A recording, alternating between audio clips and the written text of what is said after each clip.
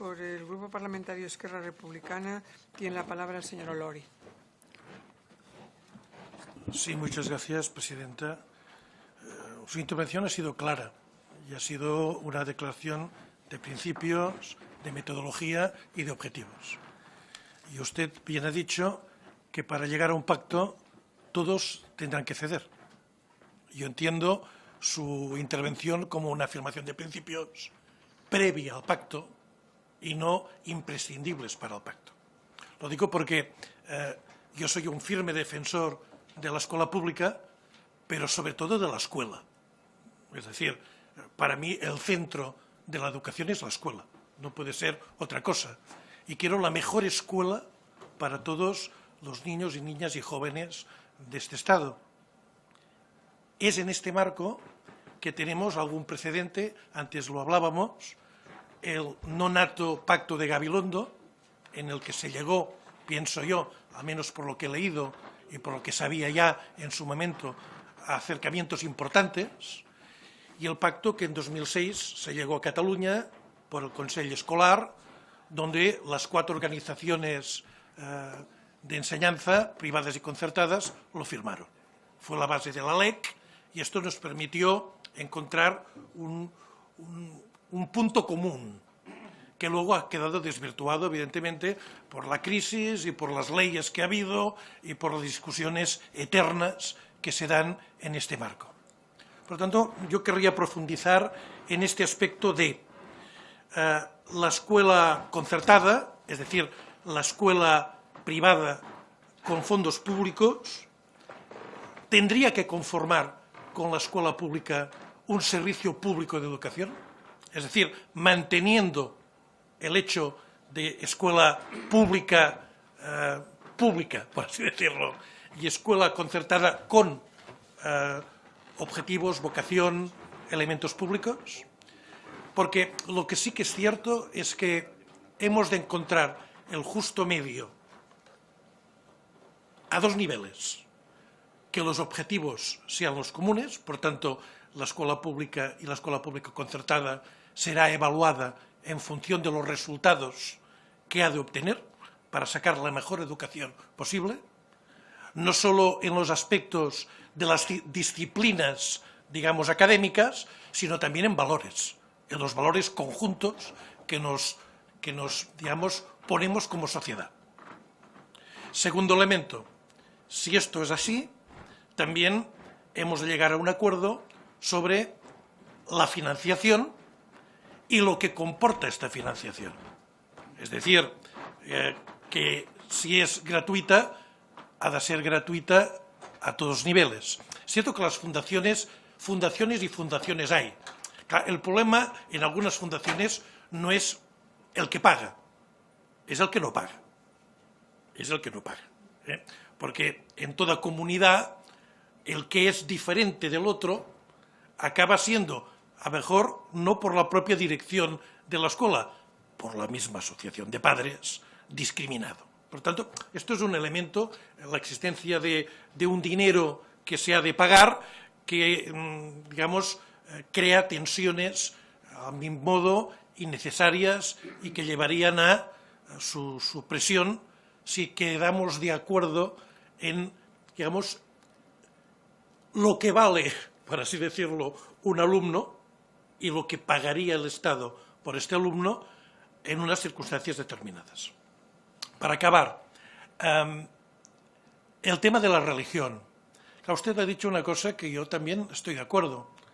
Tenemos una fotografía que es del año 78 y una fotografía que es también un concordato. En el 2017, la realidad en este país es muy diferente. Se vive la religión muy diferente que hace 40, 50 años.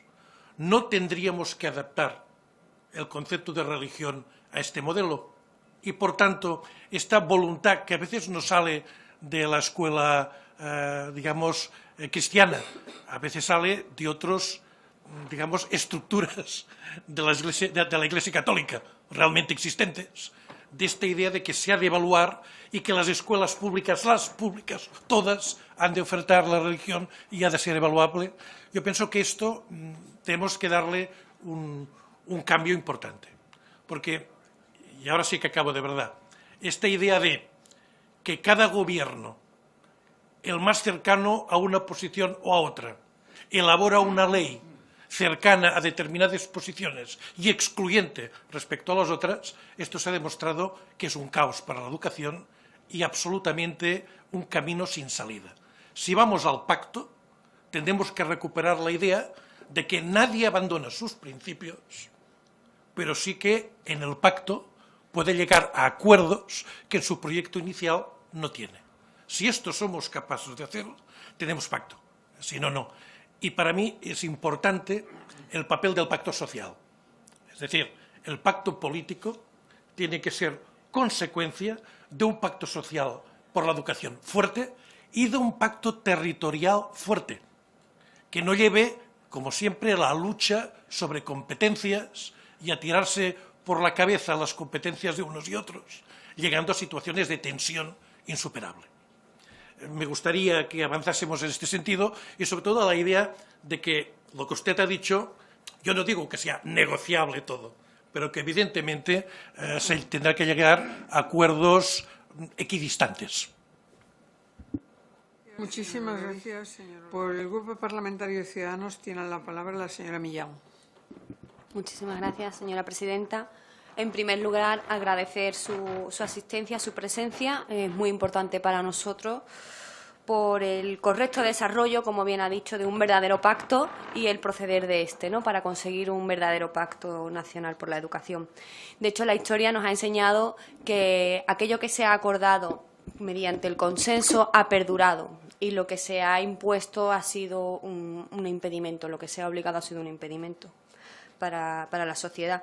Y por eso, desde Ciudadanos, nosotros queremos tener presentes a todos los sectores implicados en la educación y no excluir a nadie. Y me gustaría saber, y voy a ser directa y concreta, cómo ha influido la LOMCE al colectivo al que usted representa, qué impactos negativos, a modo de conocer las connotaciones negativas que haya podido tener de cara a tener presente al futuro, que esperamos próximo, Pacto Nacional por la Educación. Muchas gracias. Por el Grupo Parlamentario Confederal de Unidos Podemos, En Común Podem y Marea, el señor Mena tiene la palabra. Gracias, presidenta. Y primero agradecer al señor Alvira su comparecencia hoy y las explicaciones que nos está dando. Yo, si le digo la verdad, lo escuchaba usted un poco preocupado porque parece que nos ha planteado un escenario donde hay una persecución a la escuela concertada y especialmente a las escuelas que son propiedad de una orden religiosa, cuando supongo que usted compartirá conmigo que la única que ha perseguido históricamente al diferente en el Estado español ha sido precisamente la jerarquía de la Iglesia católica, y contra ese modelo de sociedad estoy convencido que tanto usted como todos los diputados y diputadas que estamos en esta comisión es por lo que estamos dispuestos a hacer leyes que favorezcan una sociedad diferente a la que históricamente hemos tenido. Dicho esto, yo le soy sincero, partimos de una base que seguramente no compartimos. Yo creo que hoy, en estos momentos, el Estado español ya no es un Estado católico, ya nuestro ordenamiento jurídico dice eso, y sí que somos una sociedad plural en creencias. No solamente hay una única creencia, hay diferentes creencias y eso enriquece multiculturalmente a nuestra sociedad, y somos meramente una sociedad secularizada. Y eso es el elemento objetivo que hoy pues seguramente tenemos encima de la mesa. Sobre las escuelas que usted representa, yo hay tres elementos que sí que quiero poner en clave y que me gustaría pues hacerle una serie de preguntas. Usted hablaba pues y ya lo hemos escuchado, a mí me da la sensación que ustedes están haciendo una relectura histórica del artículo 27 de la Constitución, porque claro, que haya libertad de elección de enseñanza no quiere decir que se tenga que subvencionar con dinero público a las escuelas privadas. Quiere decir que usted puede elegir entre un centro público y un centro privado, no que tenga que haber una red que es anómala en el conjunto de Europa, por lo menos en los países de nuestro entorno, y usted tenía razón. Sí que se da precisamente en aquellas sociedades donde la Iglesia, y especialmente la Iglesia católica, todavía continúan teniendo un peso fundamental, con lo cual pues entiendo que esa relectura histórica del artículo 27 de la Constitución no entra.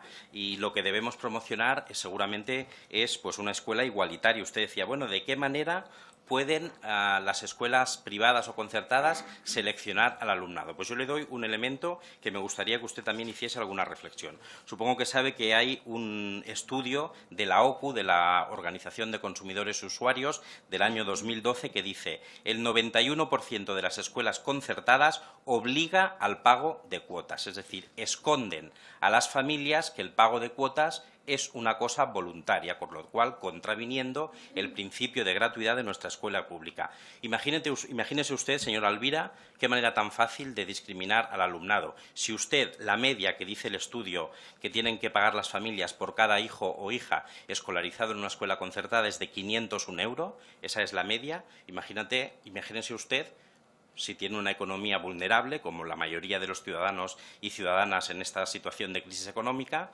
imagínese usted si además tiene usted 2 o 3 hijos.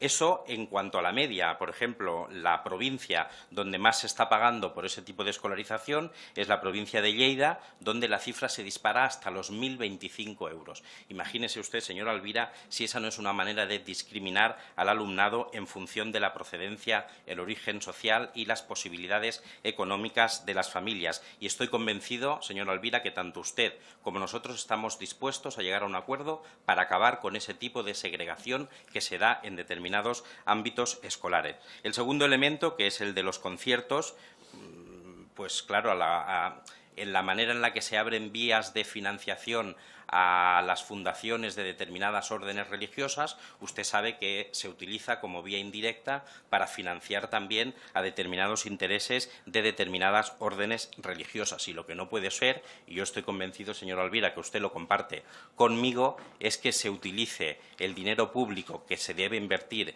en la educación para financiar fundaciones de órdenes religiosas. Hay un tercer elemento que usted no ha abordado en su intervención, pero que a mí me parece caudal, que es el tema de la selección del profesorado. Hemos hablado cómo se selecciona el profesorado en las escuelas públicas, pero a mí me gustaría que usted hiciese una reflexión sobre el profesorado de religión, por ejemplo, que sea la jerarquía eclesiástica, que sea la Iglesia, la Conferencia Episcopal, quien decida quiénes son los profesores. ¿Usted se imagina, señora Alvira, que los profesores de literatura los escogieran las editoriales? ¿O se imagina que los profesores de ciencias los escogieran las industrias farmacéuticas? Nos pondríamos todos las manos encima de la cabeza, con lo cual eso es un elemento que seguramente tenemos que rectificar. Y que pasan cosas como la que pasó en el año 2014 en Canarias, que la Iglesia expulsó de su puesto de trabajo a un profesor por ser homosexual y por haberse casado con su marido, cosa que reconoce nuestro ordenamiento jurídico. Contra esas cosas, señora Alvira, yo estoy convencido que tanto usted como nosotros estamos dispuestos a llegar a un pacto para que no sigan pasando en el Estado español. Intento acabar, señora presidenta. Nos decía también sobre qué vamos a hacer si las escuelas concertadas que hay en el Estado español pues acaban en la red pública. Esa es una experiencia que ya se ha dado en otros momentos históricos. Yo lo he recordado varias veces en esta comisión. Si usted no lo sabe, las escuelas del SEPEC en Cataluña, a través de una iniciativa que presentó precisamente al Partido de los Socialistas de Cataluña, las escuelas que voluntariamente lo solicitaron se circunscribieron, se incorporaron a la red de escuelas públicas. Los más interesados, señora Alvira, son el profesorado, porque mejora sus condiciones laborales, lo hemos visto, el alumnado, pues porque tiene un entorno de cohesión social que es fundamental, las familias, pues porque se evitan tener que pagar de forma indirecta determinados conceptos y seguramente en eso sí que estoy de acuerdo. Los menos interesados son aquellos que pretenden hacer el negocio con la educación. Con lo cual yo le querría plantear cómo valoraría usted la posibilidad de que, evidentemente, todas aquellas escuelas concertadas que voluntariamente lo solicitasen se pudieran incorporar paulatinamente a la red pública de nuestro sistema educativo. Porque yo comparto una cosa que usted decía y que seguramente no debemos de esconder. La cultura religiosa tiene que estar presente de una manera u otra en el aula. Yo ponía un ejemplo también el otro día. Yo soy profesor de literatura. A mí no se me ocurriría explicar según qué periodo histórico de la literatura sin explicar qué pasaba religiosamente y qué movimientos religiosos había en esa época. Pero usted está de acuerdo conmigo que una cosa es la cultura asignatura religiosa que debe ser transversal, que debemos explicar pues, en literatura, en historia y en diferentes asignaturas, y otra es la promoción de una única religión y mucho menos la liturgia religiosa como se está dando en algunas escuelas. Y acabo con dos preguntas concretas, porque si no la presidenta me retirará la palabra.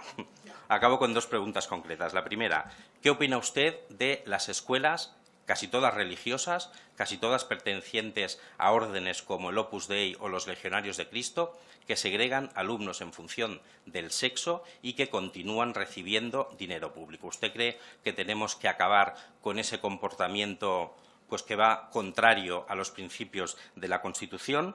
Y segundo elemento, que usted de alguna manera también lo planteaba y que a mi entender es la base, la raíz del conflicto, pues si nos creemos o no que España es un Estado laico. Y si usted decía lo que se tienen que hacer con los acuerdos internacionales es cumplirlos. Yo le doy otra alternativa, se pueden derogar.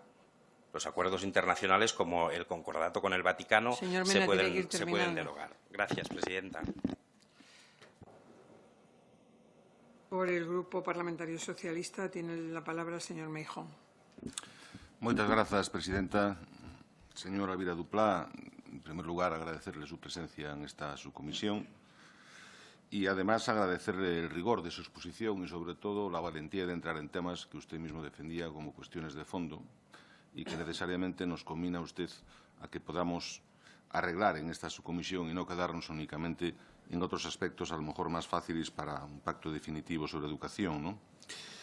Partía usted del artículo 27 de ese primer consenso que ha habido en este país y que usted comentaba que ha sido consolidado en distintas sentencias judiciales y en interpretaciones realizadas por el Supremo.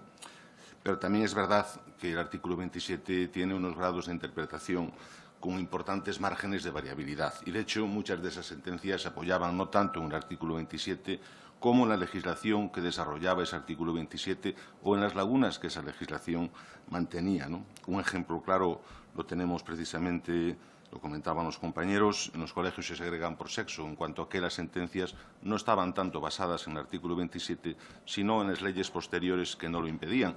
De hecho, hubo una rectificación, un artículo de la LOMCE, para que estas subvenciones no quedaran dentro de la ilegalidad o, en más suave de los casos, en la legalidad, ¿no? O, por ejemplo, aquellas que permitían ceder suelo público para colegios privados, ¿no?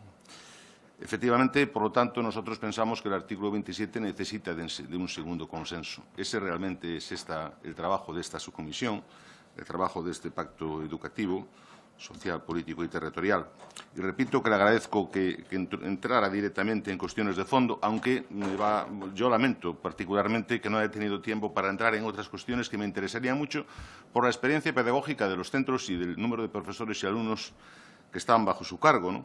Programas pedagógicos, organizativos, curriculares. ¿Qué opinan ustedes de la arquitectura del sistema educativo? Si creen que está bien hecha o no, si el bachillerato está cumpliendo sus funciones que tenía, si ustedes entienden que la enseñanza comprensiva es algo que debemos seguir con ella, si es preciso realizar elecciones forzadas que a veces evitan la reversibilidad de estas decisiones en los alumnos, o si estos caminos, caso de haberlos, cuándo debieran iniciarse y si debieran ser siempre reversibles.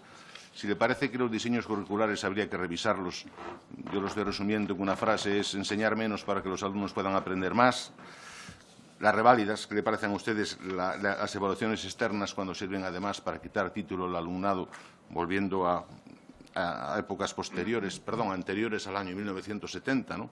Cuando ya Vilar para sí recriminaba el uso de estas pruebas para que de cada 100 alumnos solo 27 con 10 años llegaran al bachillerato y solo 3 acabaran la universidad, ¿no? Volviendo al artículo 27, efectivamente, el artículo 27 nos habla del derecho fundamental de la educación. Y es verdad que nosotros reconocemos que también está en el artículo 27 la facultad de los padres a elegir el centro. Pero es cierto que entendemos que esa facultad se agota con la solicitud que cubren cuando solicitan los centros. Y en esa solicitud ponen qué colegios tienen como preferencia. Porque, si no, sería un absurdo pensar que todos los padres, poniendo el mismo centro, todos pudieran ir a ese mismo centro.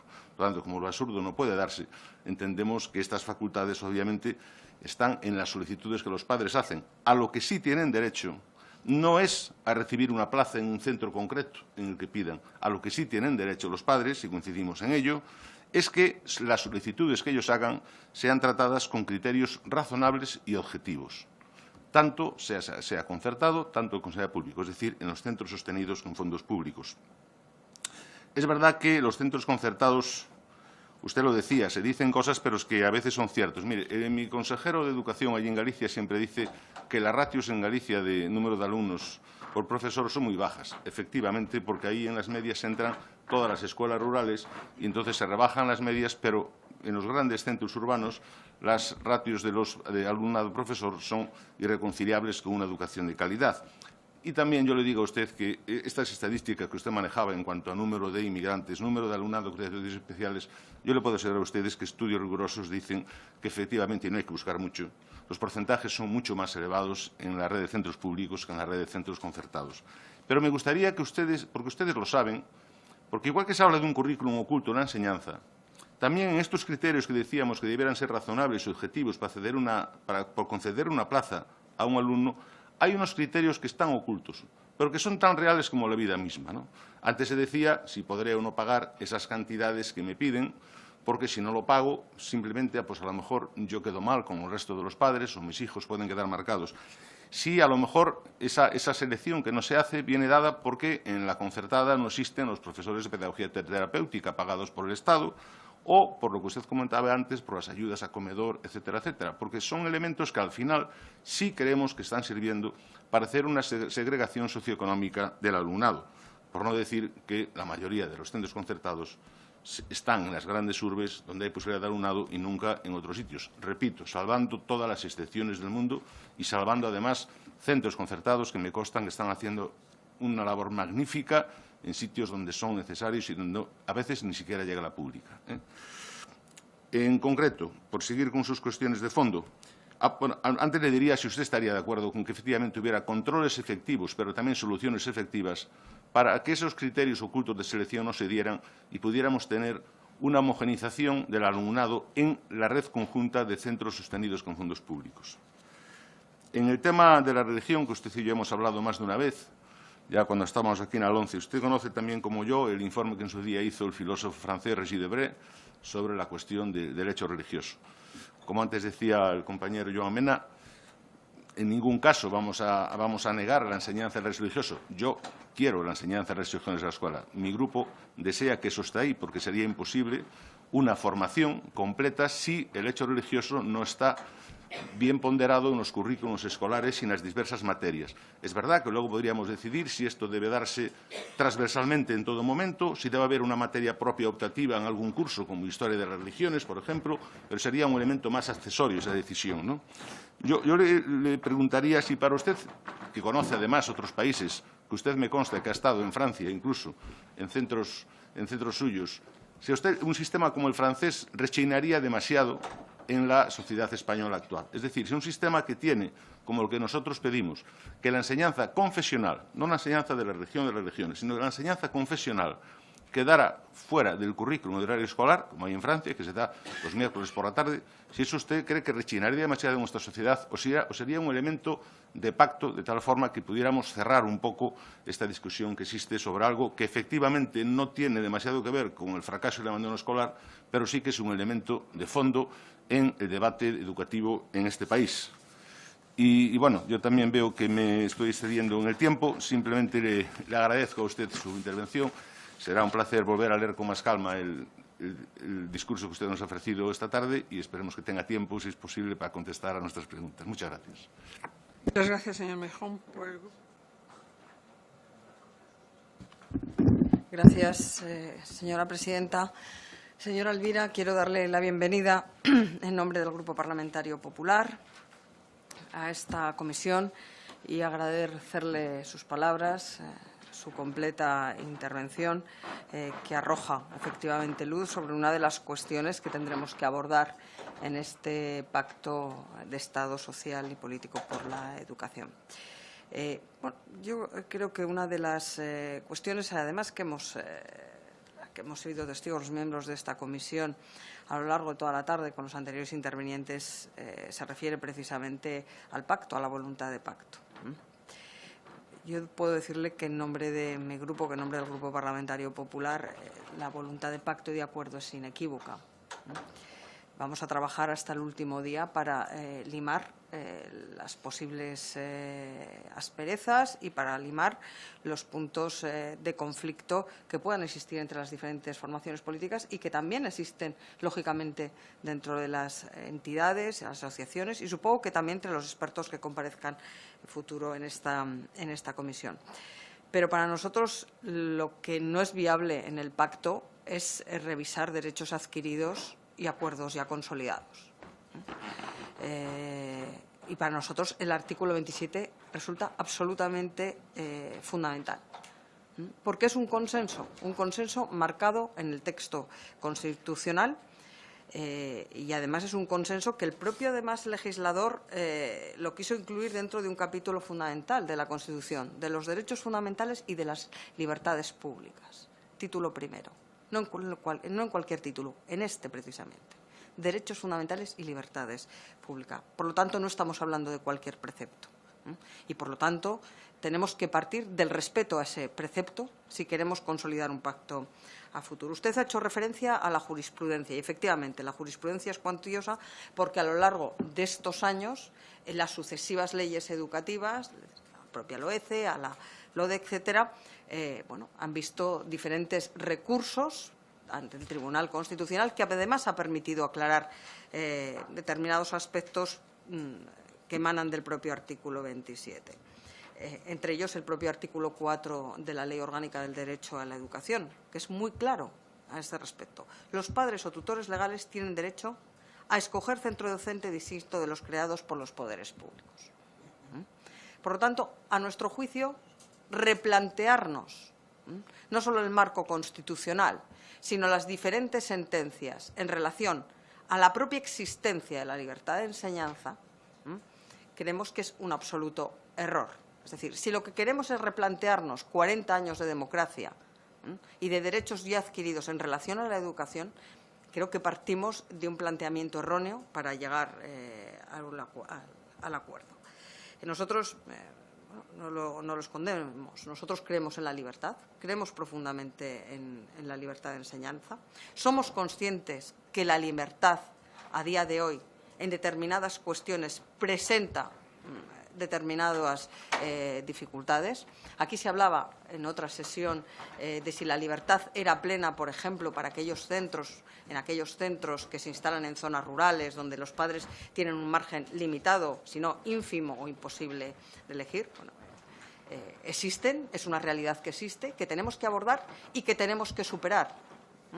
Y que, lógicamente, que tenemos que trabajar para que esa libertad llegue a ellas. Además, creo que no tenemos que tener miedo a la libertad. Y creo que, sinceramente, que tenemos que romper determinados tópicos que envuelven a la escuela concertada. Usted ha hecho referencia a algunos de ellos. En relación al alumnado inmigrante, mire, yo decía esta misma tarde el secretario general de FESIE, Jesús Puello, en esta sala, que la zonificación de la escolarización provoca guetos. Y nosotros estamos de acuerdo. Yo creo que la zonificación es un mal recurso para la libertad, pero también es un mal recurso a la hora de integrar. Esa es la realidad. Y no hay más que abordar o vivir una gran ciudad para saber a qué colegios acuden los alumnos inmigrantes. Y le puedo garantizar, y eso por propia experiencia, y usted lo sabe, que determinados distritos, supongo que ocurrirá igual en Barcelona, yo puedo hablar en Madrid, centros concertados tienen más de un 50% de alumnado inmigrante. Quizá algunos más del 60%.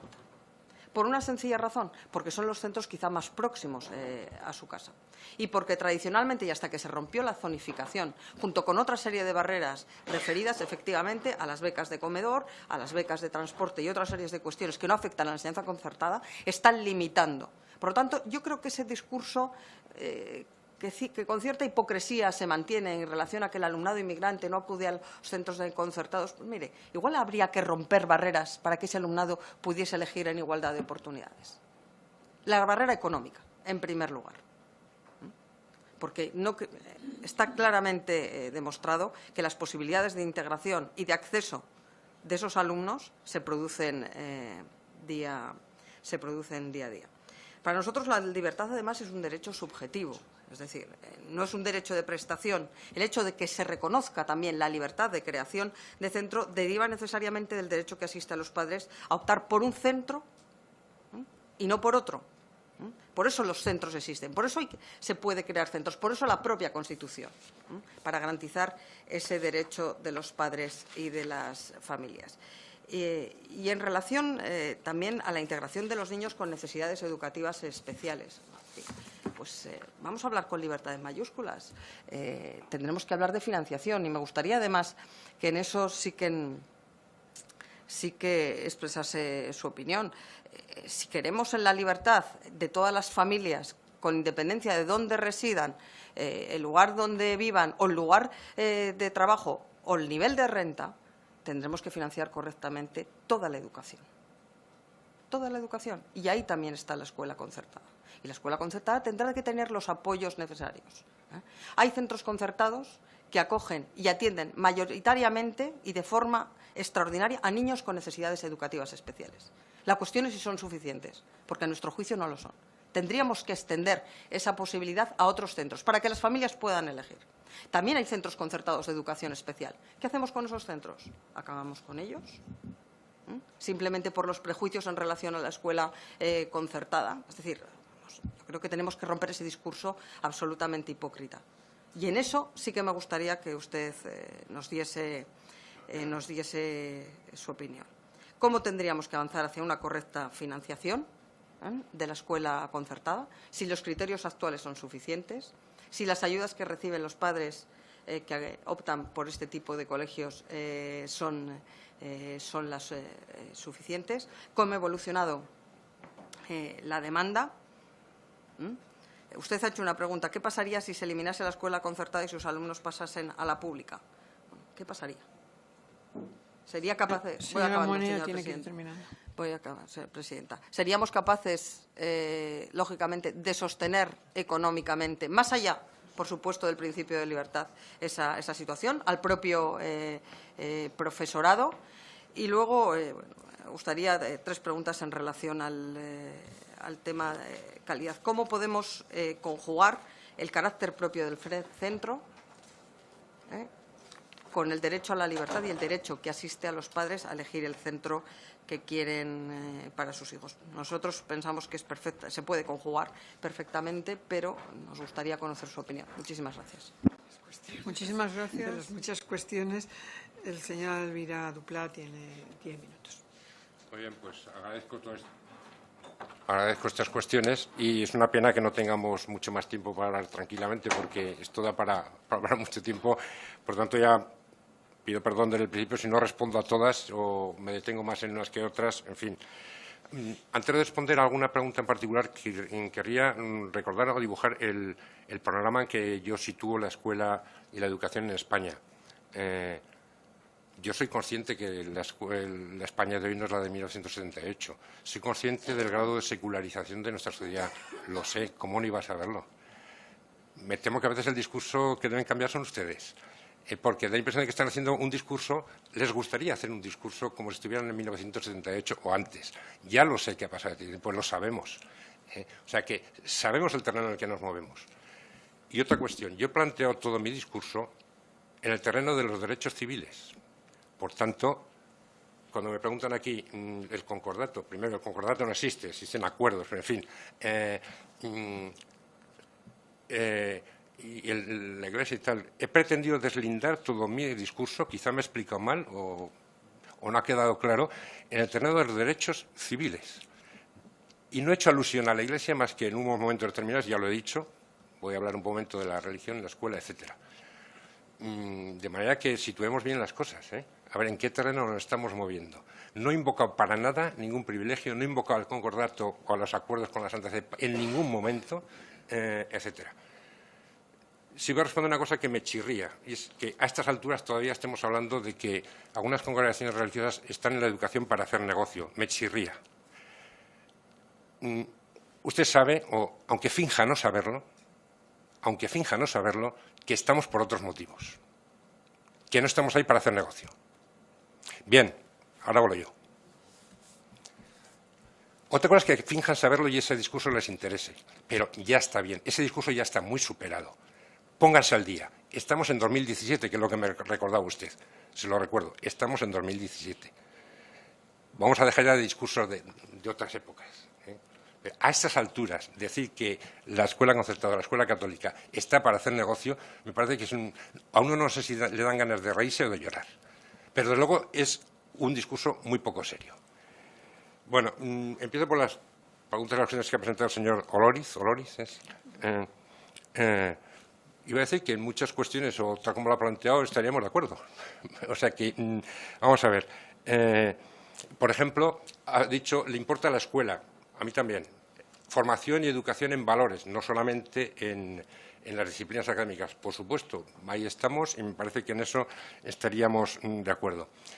A la escuela concertada se le puede llamar pública en el sentido de que presta un servicio de interés público. Bueno, estamos en el terreno de lo público, que es la formación en el terreno, como decía, de la sociedad civil.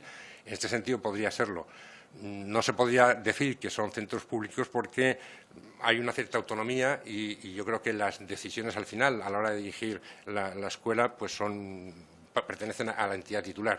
Pero vamos, en cuanto a que ejerce un servicio de cara a la sociedad, en este sentido podríamos estar de acuerdo. La última de las preguntas que hacía se refería a la religión. Insisto que, y lo he dicho expresamente, yo no querría, y he sido muy breve al tratar este tema, porque entiendo que no me corresponde exactamente a mí. Yo voy a apoyar esa presencia de la religión, pero no me corresponde a mí, porque yo estoy hablando en nombre de las escuelas católicas. Y cuando se habla de la presencia de la religión en la escuela pública, pues yo puedo dar mi opinión, pero no es el terreno en el que me muevo. Eso quizás sean otros quienes puedan darlo. La argumentación fundamental para que la religión pueda tener su puesto en la escuela está, me parece a mí, en la relevancia que pueda tener, como decía, para la formación.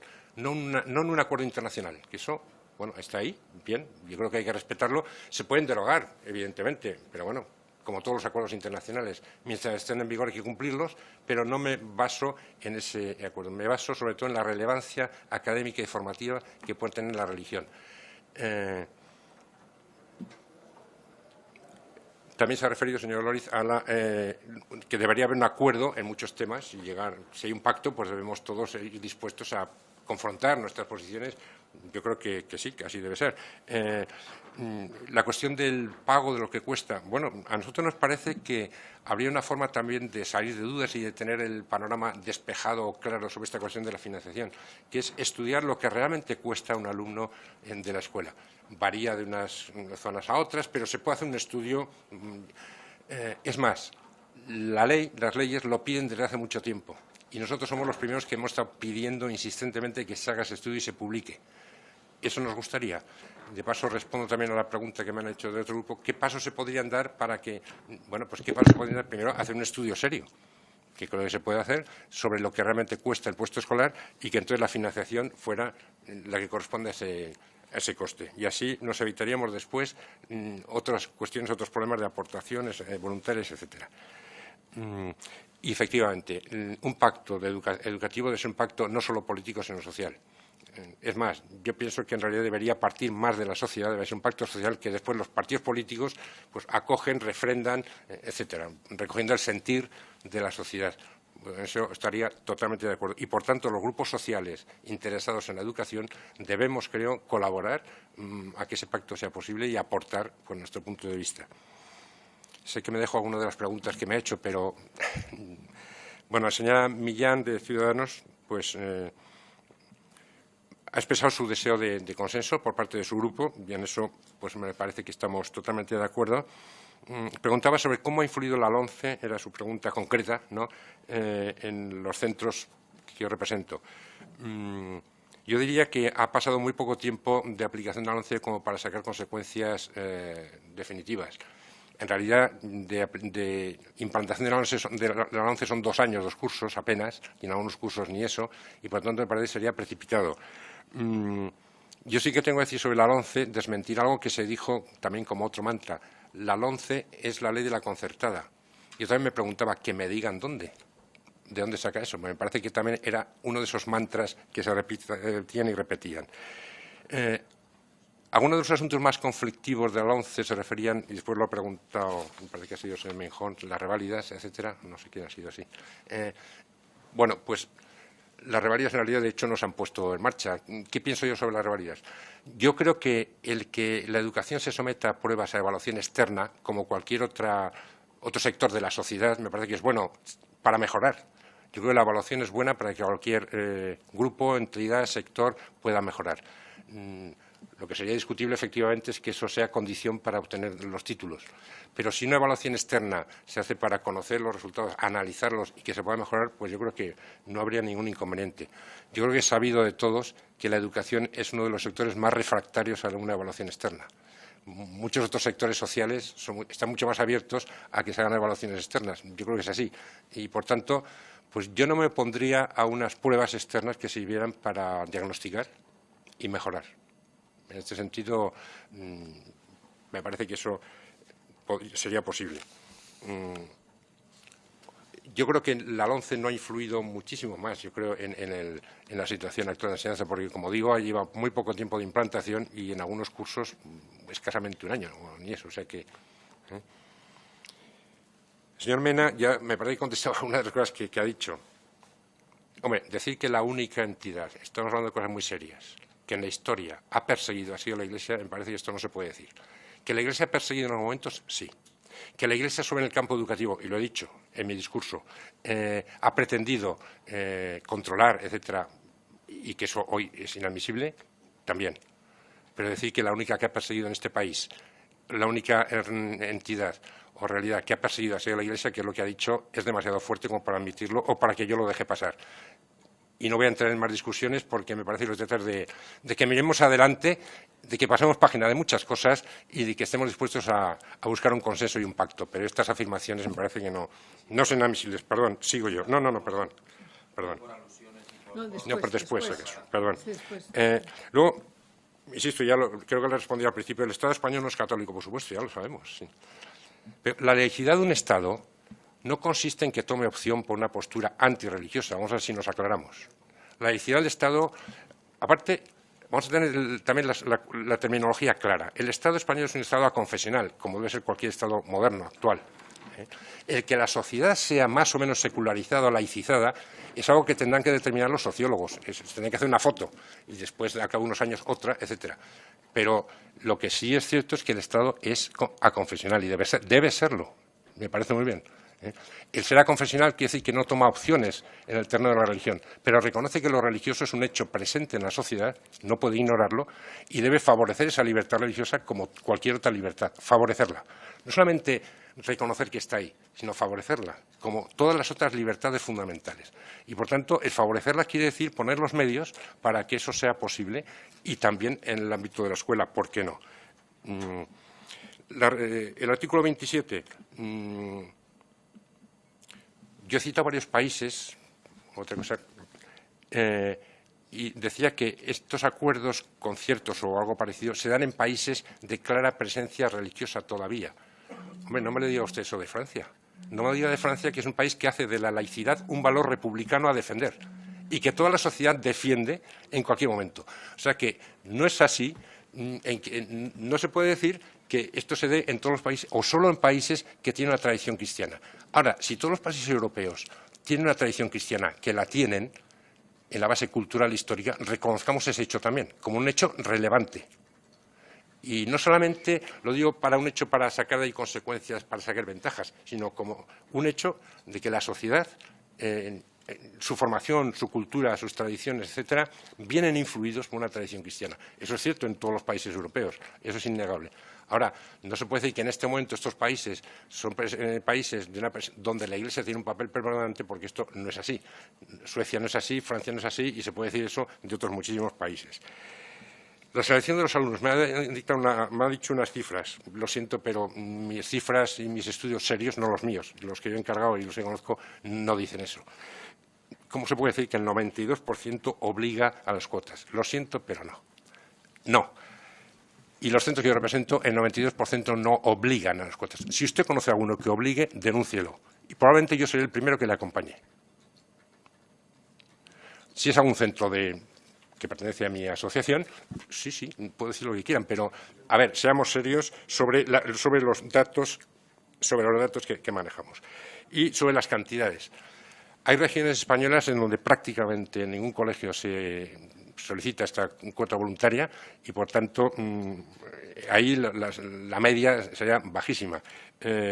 No tengo los datos de la media, no tengo hecho ese estudio, pero, desde luego, estas cantidades que ha citado no son las que yo conozco, las que yo manejo y las que corresponden a los centros que dirijo. No me puedo entretener más, no le puedo sacar aquí un estudio porque no lo he traído. Todavía le quedan 3 minutos porque en su primera intervención no ha consumido los 30. Vale, entonces, 3 minutos tengo. Se me ha preguntado sobre las escuelas diferenciadas. Vamos a ver si nos aclaramos. En nuestra organización no tenemos escuelas diferenciadas. Punto. Podría pasar a otro punto y se acabó. Cuando habla de órdenes religiosas, opus, etcétera, no mezclemos. Vamos a ver si nos aclaramos y utilizamos un lenguaje correcto. Primero, el opus no es una orden religiosa, pero, aparte de eso, los centros de opus a los que estoy citando no están en nuestra organización.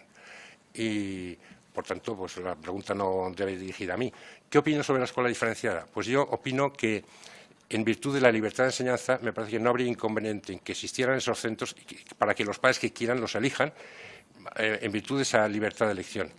Pero nuestra opción, la de los centros católicos que representan, no es esa. Como digo, prácticamente todos, quizá hay 2 centros de los 2000 y pico, que a lo mejor son centros pequeñitos, además. Todos los demás tienen educación, están en el régimen de coeducación, por tanto está clara con nuestra opción. O sea, la pregunta entiendo que no va dirigida a mí. Y me preguntaba sobre Menjón, esta era una de las preguntas. Me preguntaba también sobre el sistema educativo. Bueno, lo que pasa es que esto requería mucho tiempo hablar. ¿Qué opino sobre todas estas cosas? Efectivamente, escuela comprensiva, pues yo creo que, a ver, por decirlo en pocas palabras, yo creo que la escuela comprensiva hasta una cierta edad, en este momento en España es hasta los 16, en principio, hasta lo que es el cuarto de la ESO, pues está bien. Pero me parece que en los últimos años, incluso de esa etapa, no está mal que empiece a haber ciertas diferenciaciones, no muchas, pero que haya caminos itinerarios diversos para dar opción a alumnos que prefieren unos itinerarios a otros, sin que sean itinerarios irreversibles, que no ocupen la mayor parte del tiempo del currículo, etcétera. Sobre las reválidas ya he contestado y son muchas preguntas aquí. Controles efectivos, decía, sobre la cuestión de admisión de alumnos. Sí, por supuesto. ¿Debe haberlos? Yo creo que los hay. Debe haberlos. ¿Estaría dispuesto a que en los centros haya? Por supuesto.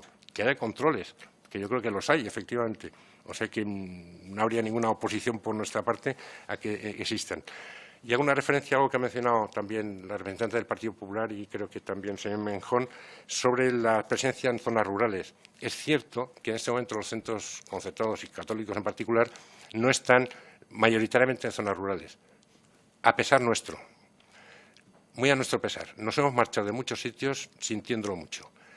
Pero cuando en una zona rural va habiendo menos población, que es lo que sucede en muchas zonas rurales de España, y hay 2 centros, imaginemos, uno concertado y otro público, y no hay alumnado para todos, ¿qué es lo que suele hacer la Administración educativa? Pues no conceder el concierto, suspender el concierto, con lo cual nos tenemos que ir.